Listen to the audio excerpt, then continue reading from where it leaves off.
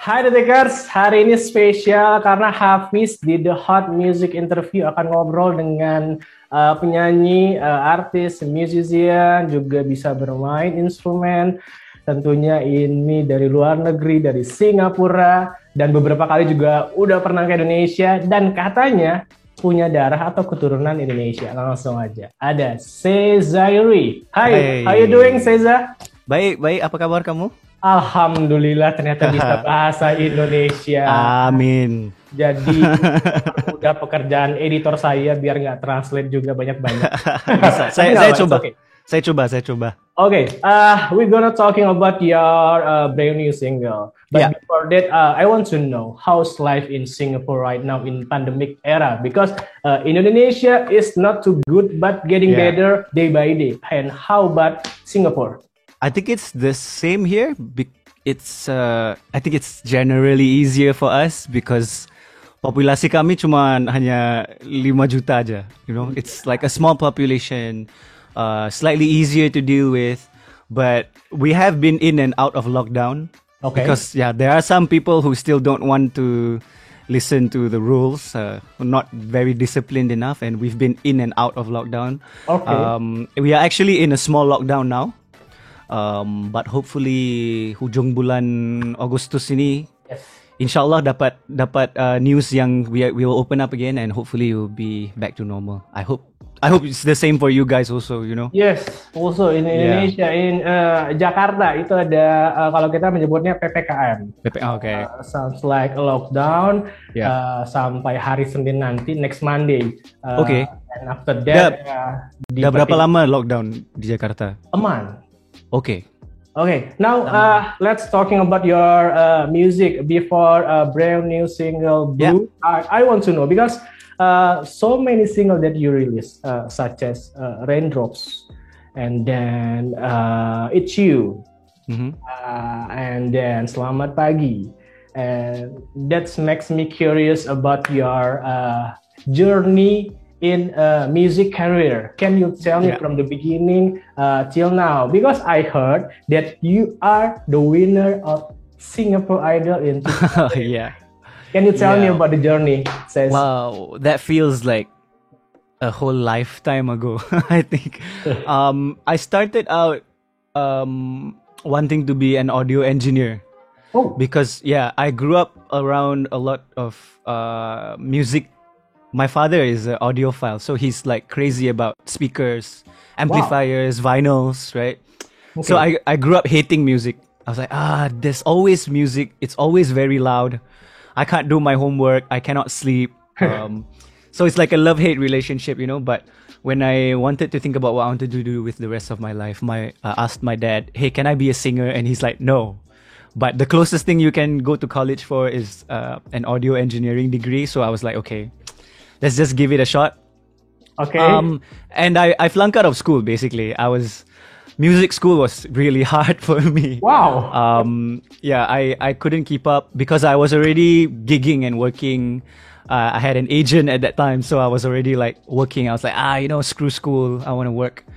But when I got kicked out of school, I was in a very bad place in my mind. And at that same time on TV, there was a commercial that was for Singapore Idol. And they were like, you can be the next. And I was like, I can be the next. And I don't know what got into me.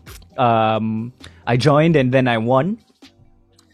It's a hell of a story, right? Because I won. 4 days after that, I got enlisted into the army. I don't know if you know this, but every male Singaporean, anak Singapore yang umur 18 ke atas have to serve in the army for 2 years. Oh, okay. Yeah, so we're kind of like South Korea, where we have a very small army, so everyone needs to do it. Interesting. That's essentially it, right? So when I won Idol, it was at the indoor stadium, and there was like 10,000 people, right? 10,000. Yeah, 10,000 people. And in my head, I was like, no, I have to go into the army in 4 days. And it was just, I spent 2 years in the army. And that was actually a very good experience for me because yeah, it really taught me a lot of discipline before actually entering into the music industry. But when I came out of the army, I mula berkarya dalam musik sebenarnya di Bandung. Di Bandung. Yeah, so I started out in Bandung with my producer Ari Renaldi. Ari Renaldi, who also produced Tulus's first and second album, I know, and I think Yura Yunita also. So when we were hanging out in Studio Aru, it was just like, it was funny because I was just a new artist. Tulus had just had his first album, and Yura Yunita was like a new artist still. And down the years, to see them all become super successful, it's very special for me because I started out with these people, you know. Wow. And like, yeah, it's so crazy because I always knew in my heart that kalau aku mau berkarya musik harus ke Indonesia. Like, it's always in my head. It's always, this is the place for me to be because I feel at home here and there are so many good musicians for me to learn from, you know.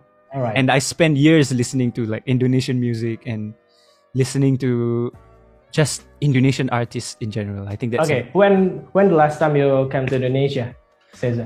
2018. 2018. Yeah. Okay. From your story, I think from the beginning till now, you just tell about your music career journey. I can say this is your dream job.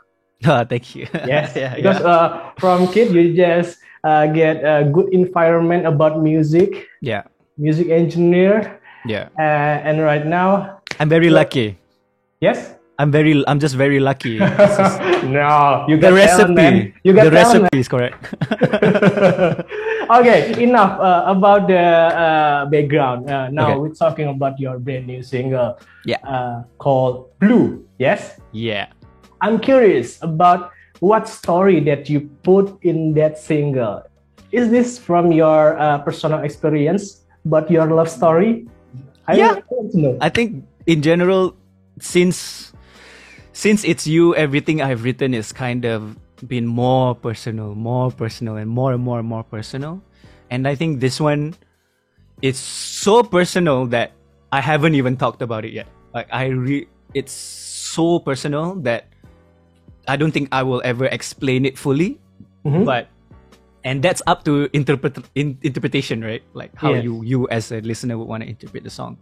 But for me, when I was writing the song, I was overwhelmed. Like dengan, you know, sometimes when you're overwhelmed, like perasaan marah atau sedih yang keterlaluan, you know? Berlebih. Too much. There's too much of, and when you're in this headspace, you are not thinking like yourself. Okay. And all that you're doing is giving reactions, you know? So when you're in a bad place in your mind, you're not really thinking about other people. All you're doing is, you're giving reactions. And while you're doing so, you always hurt people along the way. So this song is really about, like whenever it's an apology in a sense. Apology, okay. Yeah, it's kind of an apology. It's like, I know I might be in a bad place sometime, but I'm so thankful to you that there's this safe space that there's non-judgment, you know? Okay. Like, I know you're angry, I know you're sad, and you don't sound like yourself right now, but I'm not gonna judge you.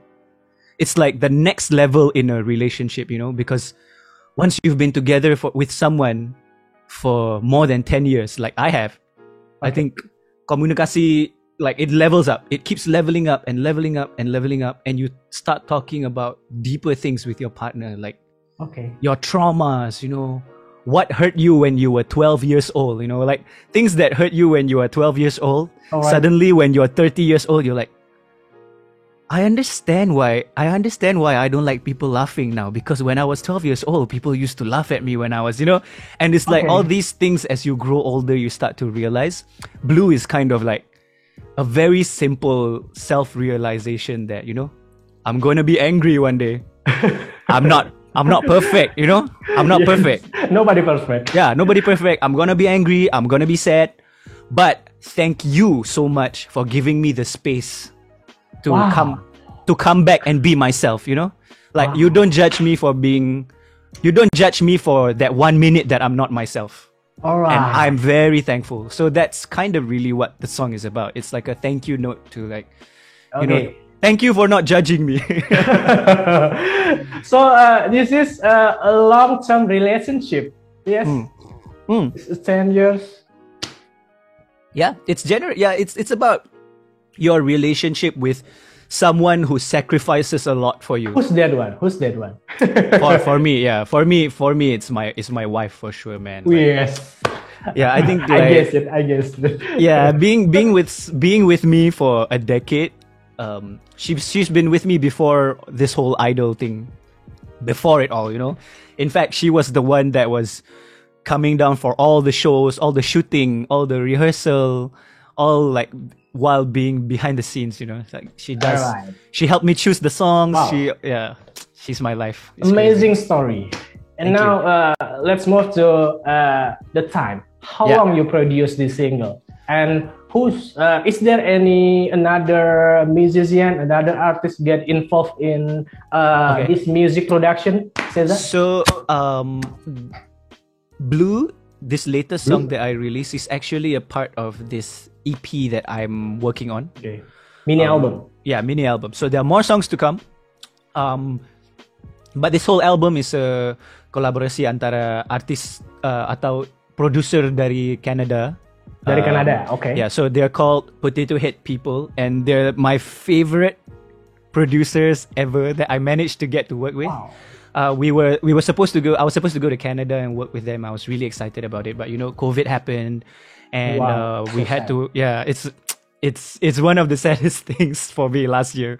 But fortunately, we still can work online, and we've been working online to just finish up the songs. There are a couple more songs to be finished left, but it's a collaboration between Canada, Singapore, Korea, some artists from Korea, another writer from Singapore called Lin Ying, who is my favorite Singaporean songwriter. Okay. She's working on the album with me as well, and I think this album has the most collaborations, not just wow. Yeah, not just like in the credits for the songs, but I think behind the scenes as well, like different writers coming to help me out, different people I think would do well with different things in this album. I think it's going to be cool.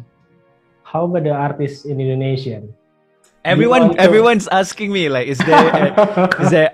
I've been asking for recommendations because there are so many good new Indonesian artists now. Okay.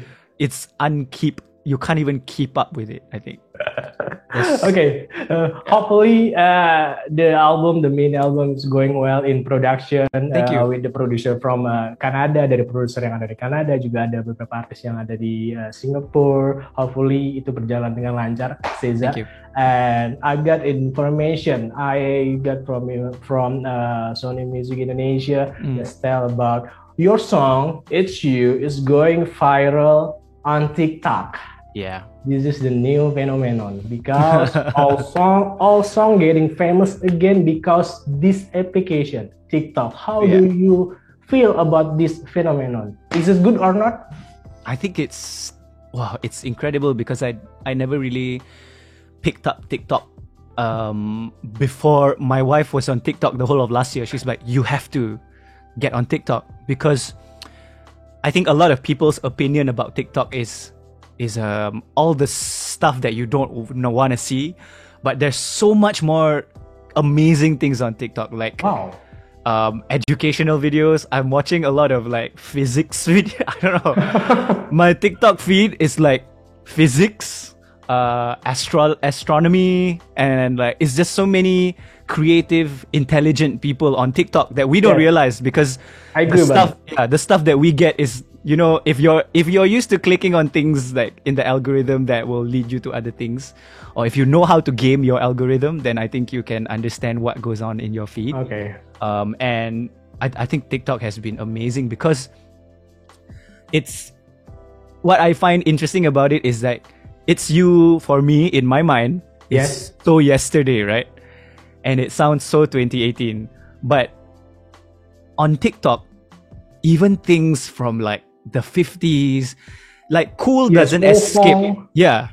As long as it's good is gonna be on TikTok. That's the difference, I think, is that the younger generation, they're really good at understanding what's good and what is not, you know? Okay. So it's always like, it makes me also as an artist strive to want to, you know, if your music is good, if it's not viral today, it will be viral in 10 years. Who knows? Who knows, you know? So at this point, it's just like, you gotta just make your music good. Don't try to make it trendy. Don't try to make it, you know, cool or whatever. Just make it good. Jadi bisa dibilang sangat menguntungkan untuk musisi ya, menurut artis. It's good for the musician, singer, songwriter, the fenomena dari TikTok ini.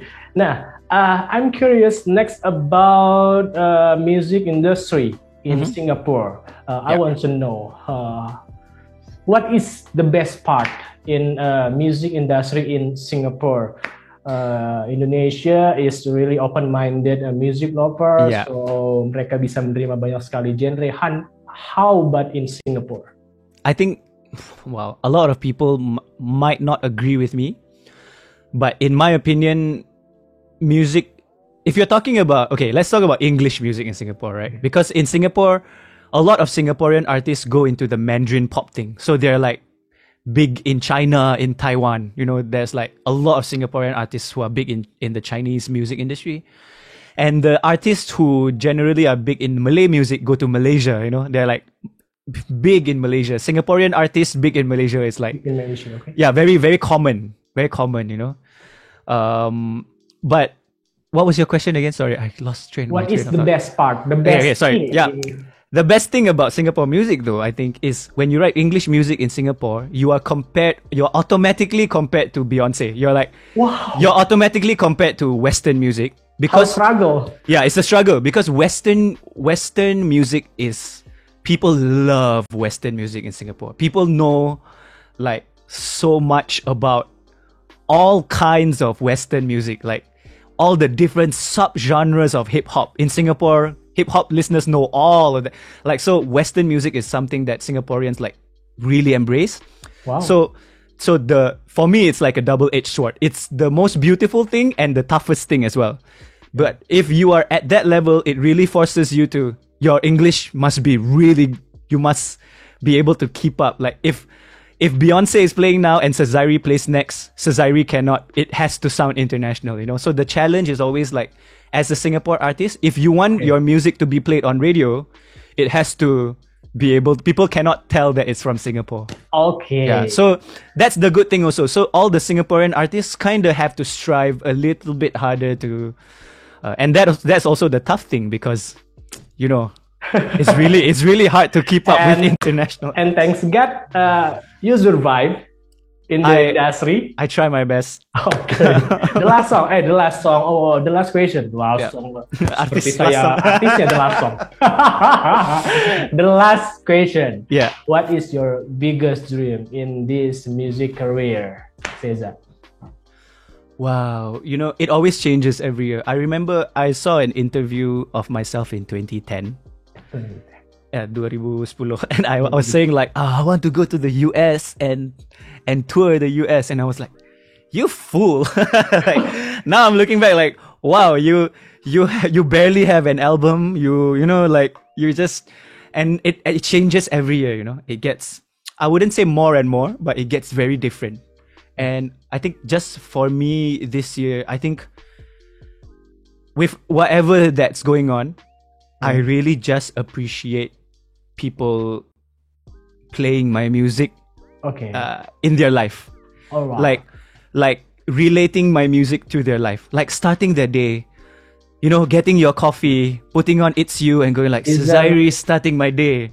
Okay. That to me feels like, wow, you know, it's so incredible, the feeling to me that like I get to be a part of your life. You know, that's humble. Yeah, no, but it really means a lot to me because when I was growing up, right, like I would put on like, Blink-182, let's go, you know, and it's and it made, you know, like like you don't want to go to school, but you have but at least you have Blink-182, you know what I mean? All right, okay. And and just to be a part of your life in whatever way, whether it's like, I'm really in love with this girl, or I'm really in love with this boy, or like this guy broke my heart, you know, and just to be a part of that process to help you heal, to help you learn, it's priceless, man. I get it. What is your biggest dream? And you're in the right path to get that dream. Yeah. Exactly. Okay, thank you, Seza, for the interview. Maybe. Thank you so much, man. Ada sesuatu yang pengen kamu sampaikan untuk Indonesia music lover? Is there any message that you want to say, or just sing sedikit-sedikit mengenai lagu Blue? Menyanyikan sedikit bagian chorus, maybe? Bagian chorus lagu Blue. Chorus Even in the times my heart is feeling blue, there's a little room inside for me and you. Even when I'm not myself, even when I'm someone else, I still love you. I'm always loving you, girl. Yeah. Yes. Thank you. Terima kasih semua pendengar musik di Indonesia. Appreciate it. Pengen sampaikan, Seza? Thanks for listening to my music. Thanks for you know what? Really, thanks for giving me a second home. Really, I think terima kasih banget. It's just priceless for me. Okay, terima kasih, Seza. See you next time. Hopefully you can come to Indonesia, make a concert showcase and another music performance. Thank you, bro. Hope to see you in person. Thank you, bro. Thank you. Okay, bye. Goodbye. Oke, itu dia interview kita dengan Sezairi, artis asal Singapura yang juga beberapa kali ke Indonesia. Untuk kamu yang pengen tahu seperti apa singlenya terbarunya, itu ada Blue, Sezairi. Kamu bisa tonton atau juga dengerin di any music platform, digital platform yang ada di Indonesia. Oke, kita akan ngobrol dengan artis yang lain, musisi yang lain tentunya di episode berikutnya. Sampai ketemu, habis pamit, goodbye.